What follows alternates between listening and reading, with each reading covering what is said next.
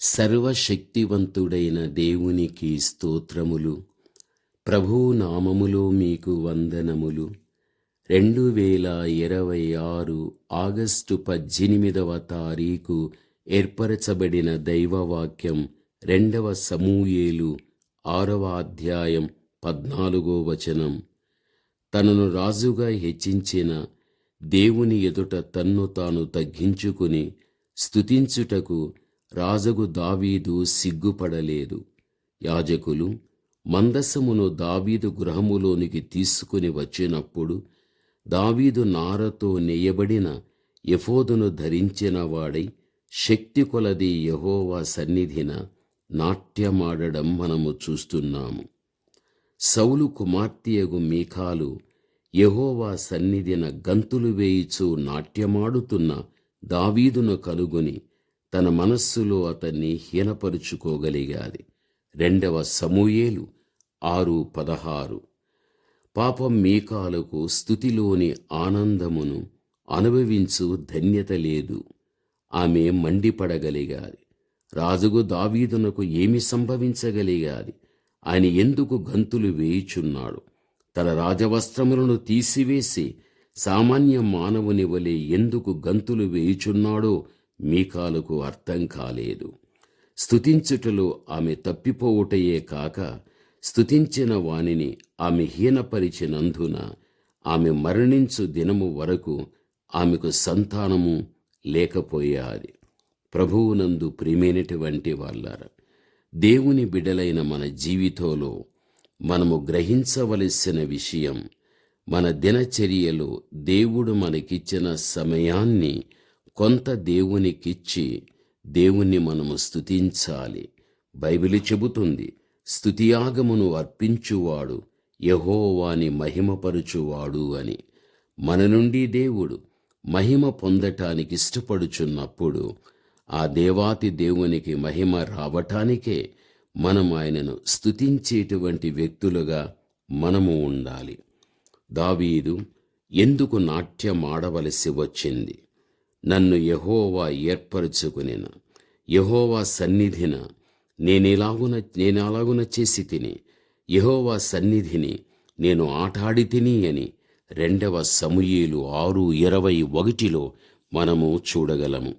ప్రభువునందు ప్రియమైన వాళ్ళారా, అంత మాత్రమే కాదు కాని నా ప్రాణము మౌనముగా నుండగా నిన్ను కీర్తించున్నట్లు నా అంగలార్పుని నీవు నాట్యంగా మార్చి ఉన్నావు. నీవు నా గోనెపట్టె విడిపించి సంతోష వస్త్రము నన్ను దింపచేసి ఉన్నావు. యెహోవా నా దేవా, నిత్యము నేను నిన్ను స్తుతించెదను. ఈ రోజున మనము గ్రహించవలసిన విషయం, దావీదుకు కుటుంబ బాధ్యత ఉంది. దావీదుకు రాజ్య బాధ్యత ఉంటూ ఉన్నది.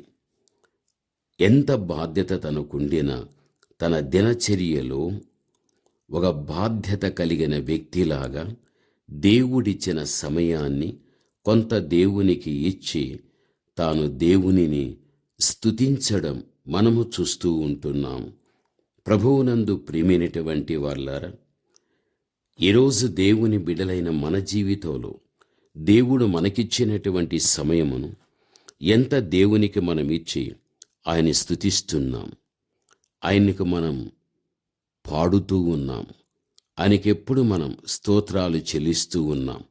మనం ఆలోచించవలసిన విషయం, నీవెంతగా దేవుణ్ణి స్తుతించడం అనేది జరుగుతుందో స్తుతి నీ స్థితిని మారుస్తుంది. స్తుతి నీకు దైవ శక్తిని ఇస్తుంది. ఆ స్తుతి దేవునికి మహిమ తెచ్చిపెట్టగలుగుతుంది. భూమి మీద ఎవరైతే నన్ను మహిమపరిచి ఘనపరుచుదురో నేను వారిని తప్పనిసరిగా ఘనపరుస్తానని దేవుడు తెలియపరుస్తున్నాడు. భక్తుడు చెబుతున్నాడు కదా, నీ సన్నిధిని సంపూర్ణ సంతోషము కలదు, నీ కుడి చేతిలో నిత్యము సుఖములు కలవు అని కీర్తన 16:11 మనము చూడగలం. ఈరోజు దేవుని కుమారుడుగా, దేవుని కుమార్తెగా నీవు దేవుని సన్నిధిని కోల్పోకూడదు. ఆయన సన్నిధిని నువ్వు అనుభవించాలి. ఆయన సన్నిధిలో ఆనందించలేకపోతున్నారు ఈ రోజుల్లో అనేక మంది వ్యక్తులు. ఆ విధముగా కాక ఎల్ల వేళలా దేవుని యొక్క సన్నిధిని మనం అనుభవించే వ్యక్తులుగా మనం ఉండాలి. దావీదు వలె ఆయన సన్నిధిని కోరుకొనుచు ఆయన సన్నిధిలో గంతులు వేయిస్తూ స్తుతిస్తూ పరవశము చెందుటకు కొంత సమయాన్ని కేటాయించడం మంచిది. అప్పుడే మన పరలోకపు యొక్క మహిమను భూమి మీదికి మనము తప్పనిసరిగా తెచ్చుకుని అనుభవించగలుగుతాం. మధురమైన దైవ ప్రసన్నత మనను ఆవరించడం అనేది కూడా జరగగలుగుతుంది. కావున దేవుని బిడలగా స్తుతిద్దాం, పరమతండ్రిని ఆరాధిద్దాం, పాడుదాం, కొనియాడుదాం. అప్పుడే దేవుని యొక్క కృప వెంబడి కృప మనం పొందుకోవటానికి అవకాశం అనేది ఉండగలుగుతుంది. ప్రార్థన. పరమతండ్రి అయిన మా దేవ, ఘనమైన మీ నామమునకు స్తుతి స్తోత్రములు చెల్లిస్తున్నాం. దేవా, మీ యొక్క చేతి నిర్మాణమైనటువంటి మానవుని నుండి మీరు కోరుకునేది, నేను నిర్మించినటువంటి నా జనులు నా స్తోత్రమును ప్రచురపరచుదరని దేవా మీ వాక్యములో చూస్తున్నాం. మేమందరం మీ చేతి నిర్మాణమే ప్రభువా. మా జీవిత కాలమెల్లా మిమ్మల్ని స్తుతిస్తూ స్తోత్రిస్తూ తండ్రి, మిమ్మల్ని గణపరిచే ఆధిక్యత నా తండ్రి మీరు మాకివ్వమని ప్రార్థిస్తుంటున్నాను. మీ మాటలు వినుచున్న మీ బిడ్డలు బలపడుతూ ఇదే వాక్యాన్ని అనేక మంది వ్యక్తులకు పంపి వారిని కూడా బలపరుస్తూ మీ ఆశీర్వాదానికి మీ బిడ్డల పాత్రులుగా చేయమని యేసు నామములో ప్రార్థన చేస్తున్నాము తండ్రి. ఆమేన్.